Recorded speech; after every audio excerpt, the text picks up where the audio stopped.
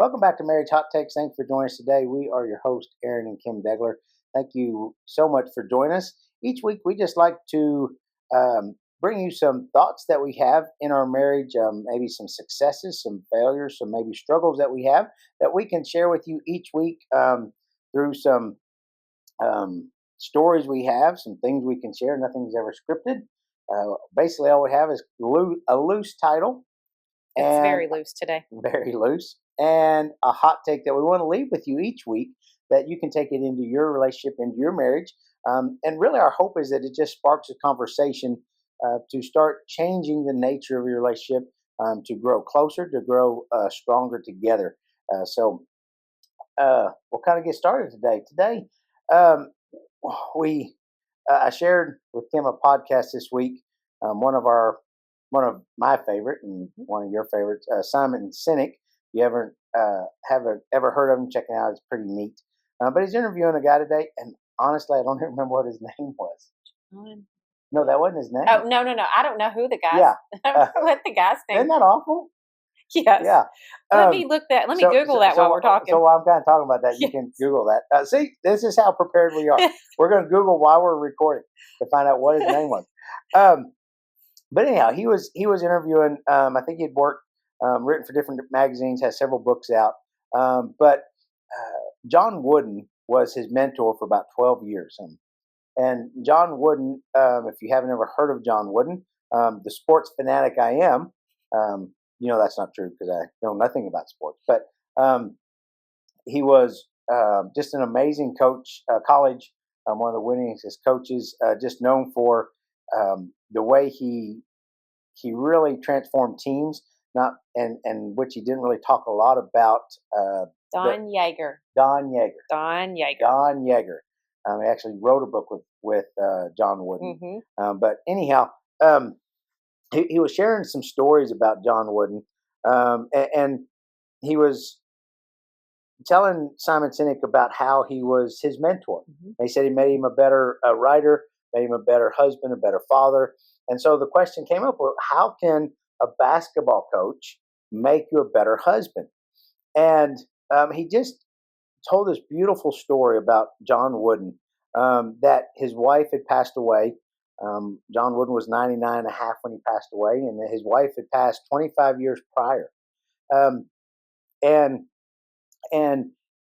every year on the day that she died, every month, on the date. I think it was the 21st. Mm-hmm. He said on the 21st of every month, he would write his deceased wife a love letter. And nothing happened until he didn't do anything else that day until that was done. Until he wrote that letter to her. Mm-hmm.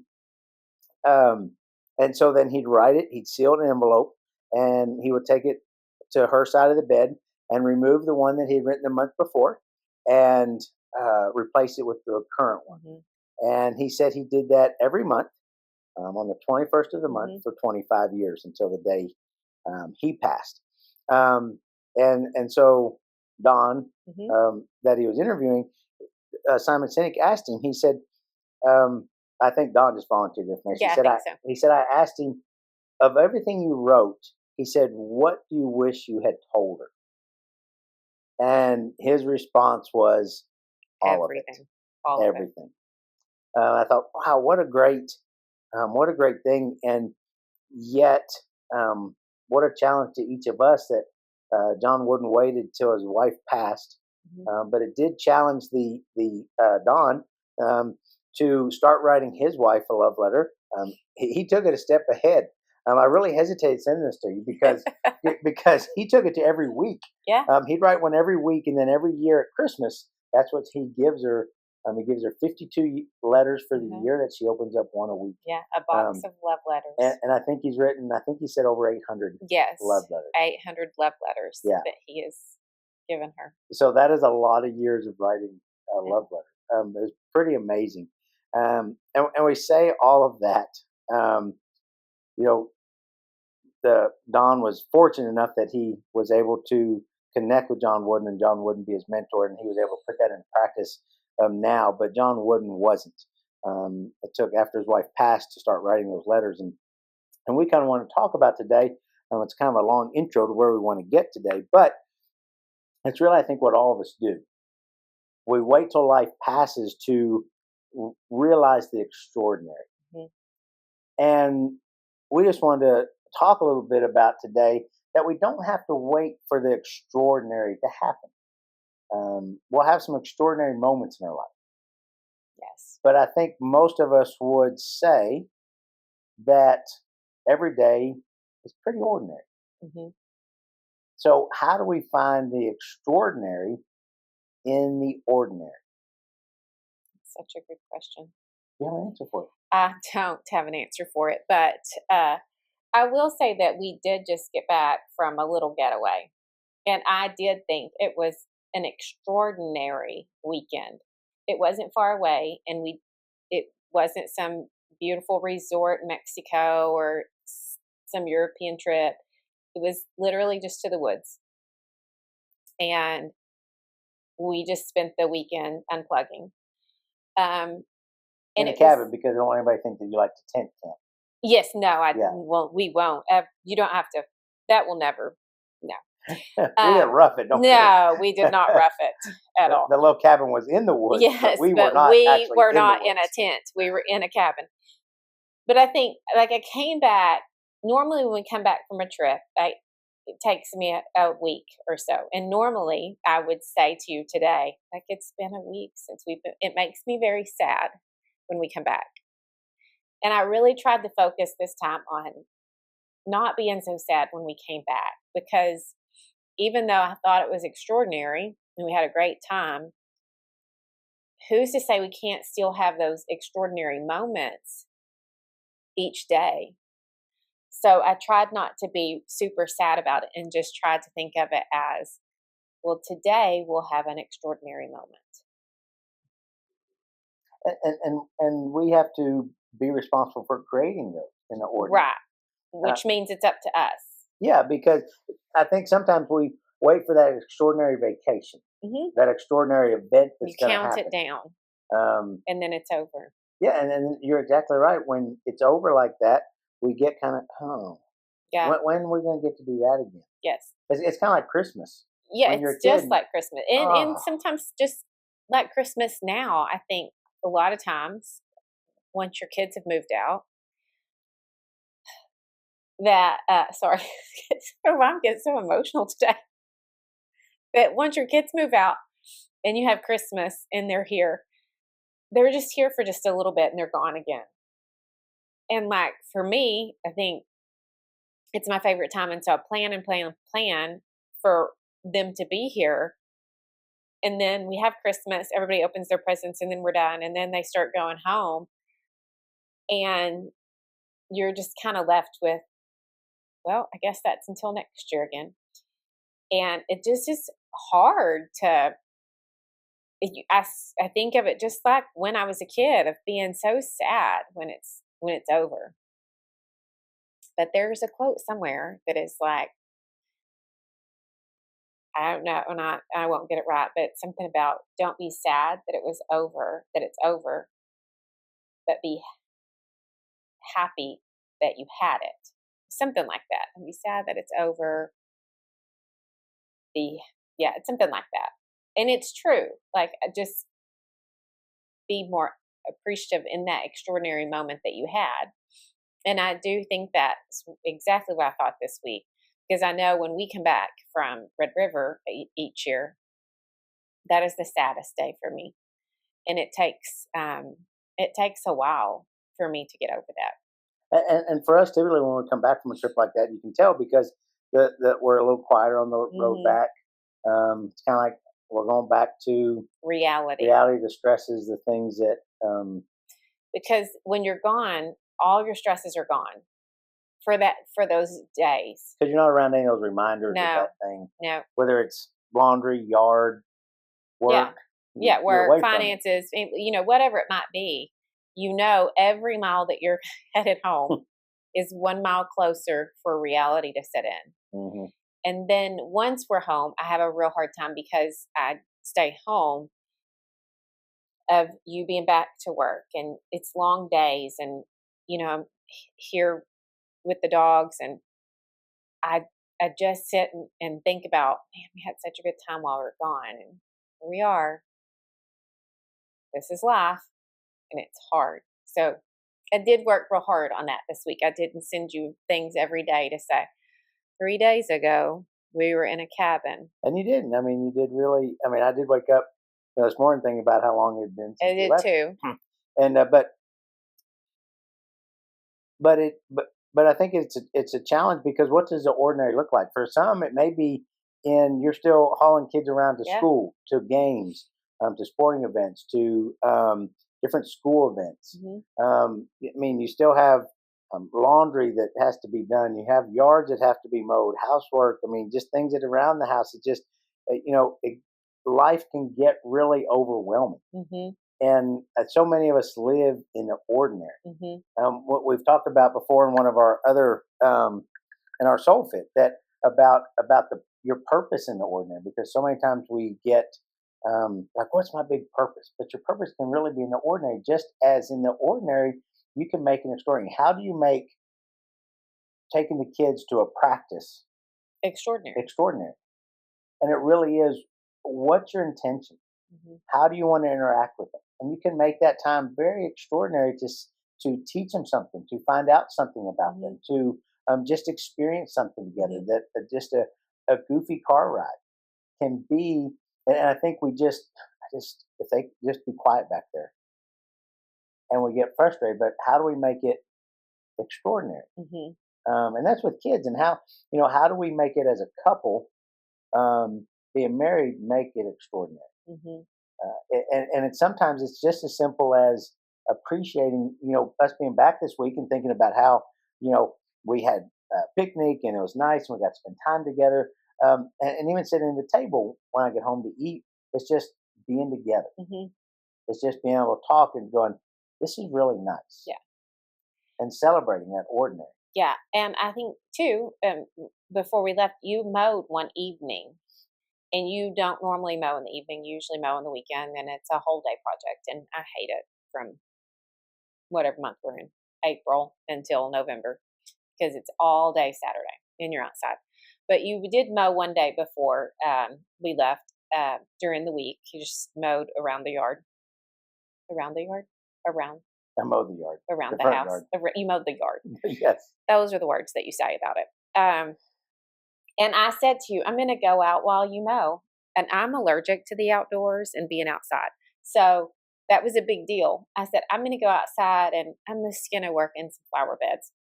Because that's not normal. Right. No. And, but I wanted to be out there. And so it's not like we were talking or every pass you took, I was like, hey. It was just knowing you were right there and I could look over and see you and you could look over and see me. And it did make for a very nice moment. Yeah. Instead of being such a... For both of us, because we wanted to be together, but... Yeah, instead of being such a boring task and you were out there and I would be in here. So it's just taking those moments to be like, what else am I going to do in here? Even if I just went out and sat on the porch, I could have still rooted you on every pass you made. But so little things like that, if I've got lots of laundry to do, pitch in and fold with me and we can laugh. And because we do laugh when we talk. And sometimes I do fold laundry with you. You do. I wasn't saying you didn't. Oh, I know. I was saying I was just you do. telling everybody and we that do sometimes laugh. I actually do. And we do laugh. We do laugh. Because you're not, because you... Well, because we laugh because I always ask, am I doing it right? Because typically I get the side eye like, well, I'm not going to say anything because he's helping, but I know it's not right. I'm proud you're helping. Yeah, especially when it comes to towels. I mean, you wouldn't think there's a bunch of ways to fold a towel, but apparently there is. And none of them are the right way, according for me. So that I don't tell you they're wrong. I just know. Yeah, I just let you fold them and we put them up because we're going to use it again.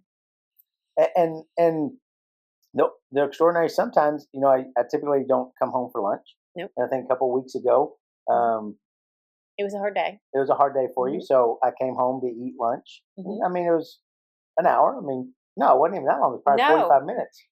Yes, because you had to take her daughter back to work that day because she's without a car. So maybe it's 45 minutes. Yeah. But it really made a difference for, I think, for both of our days. It was a huge Um, difference in my day. yeah, and so it's just something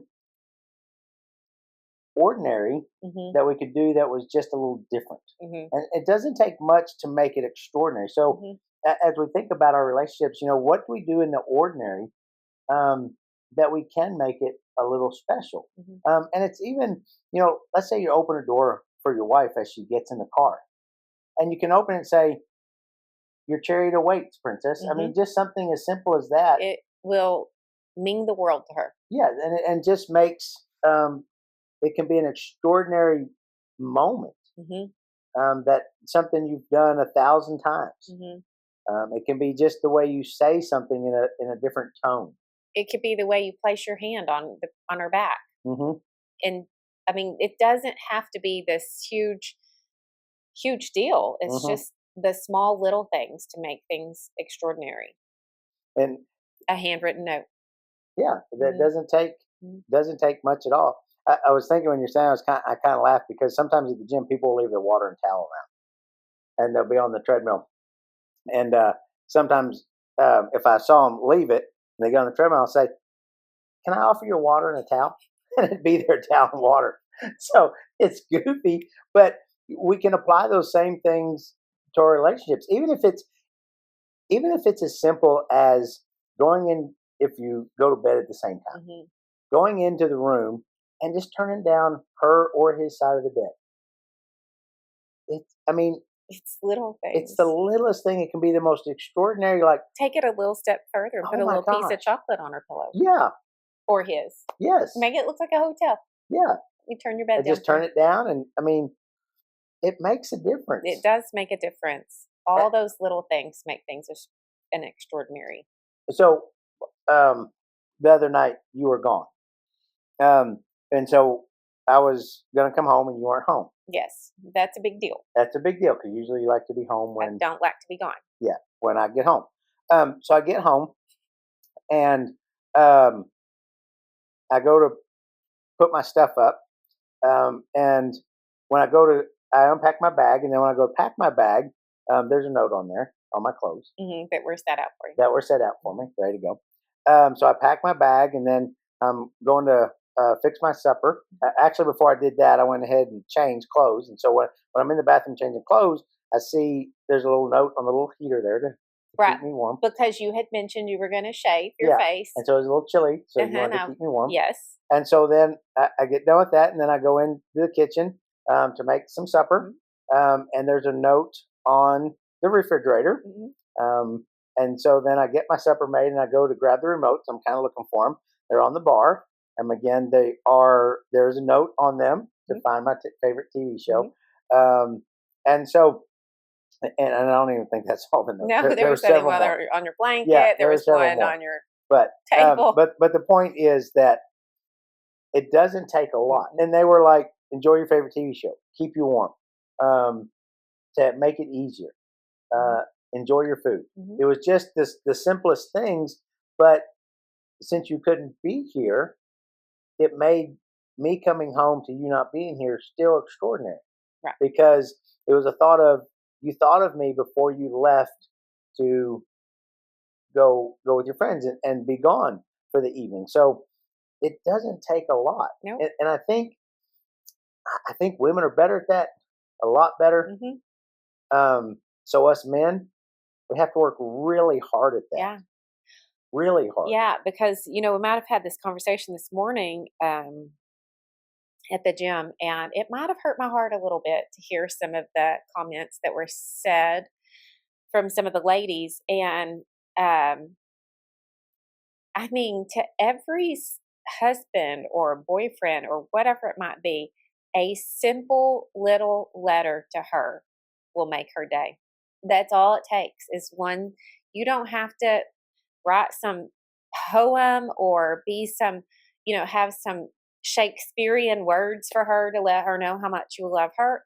All it takes is just a few words on a Post-it note that you've left somewhere for her, or a love letter, or just like you say, open the door, help her in, say nice things that are not your normal.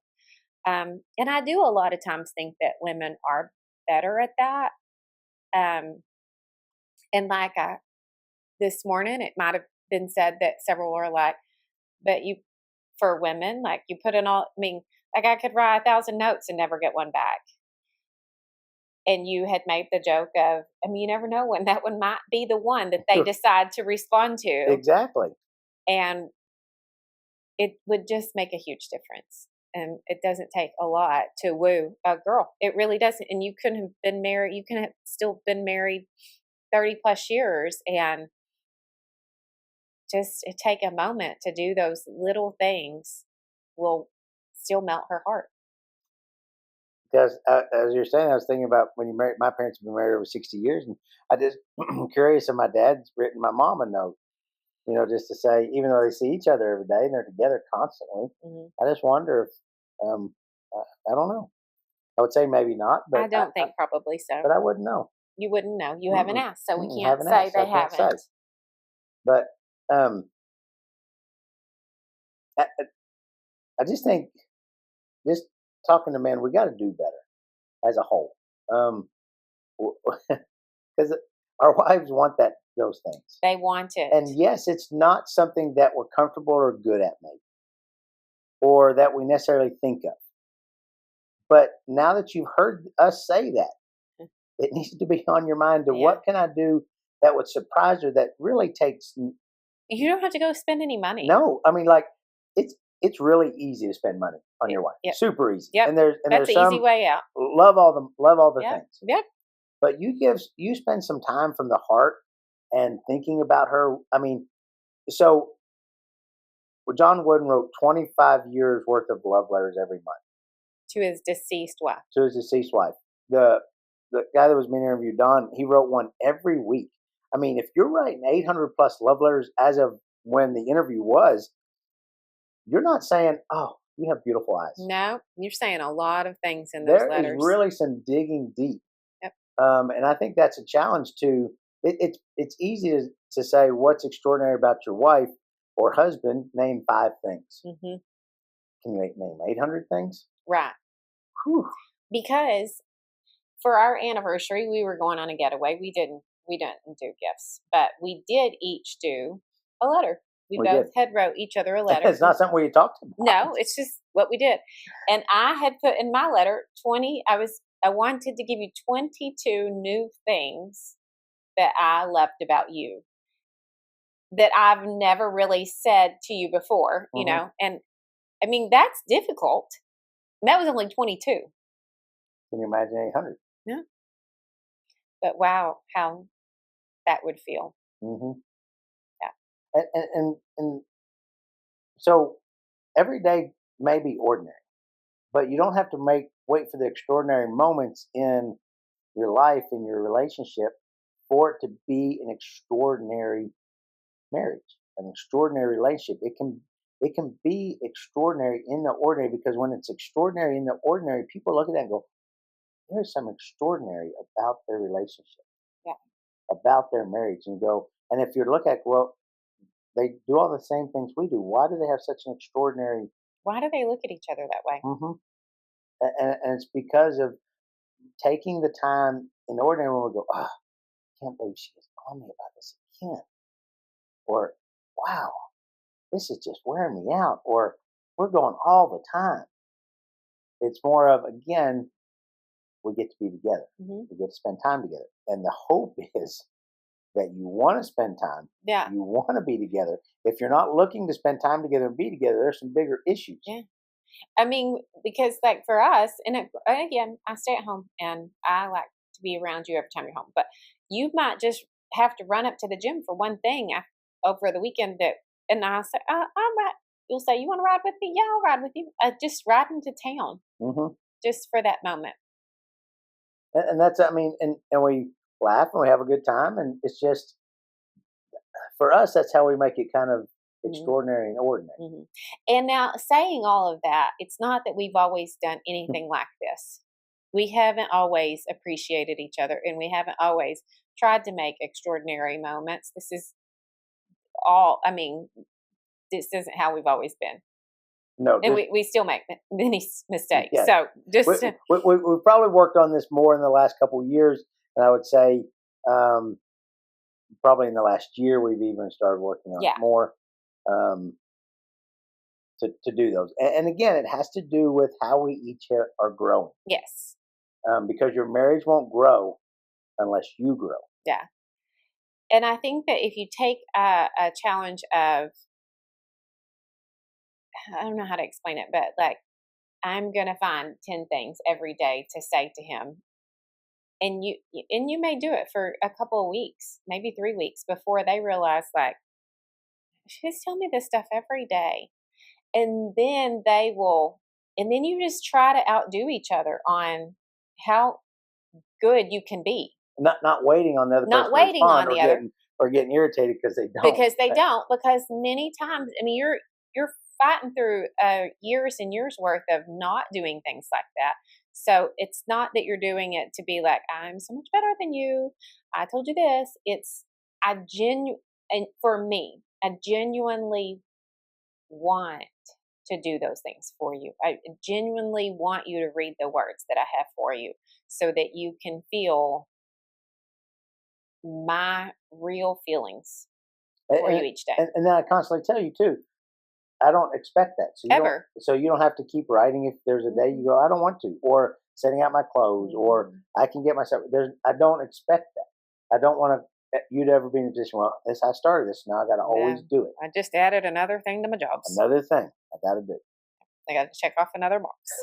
So, it has to be genuine. Yes. It's not. It can't be like, I'm going to do this for 6 weeks and I'm gonna do it every day. And if he doesn't, never doing it again. Or she doesn't, I'm never doing it again. I'm gonna give it all I got. It's not a game. It's being genuine. It's being well, I lost my words, so we'll go ahead. We could call it agape love. We could. Which is unconditional. Unconditional. Yeah.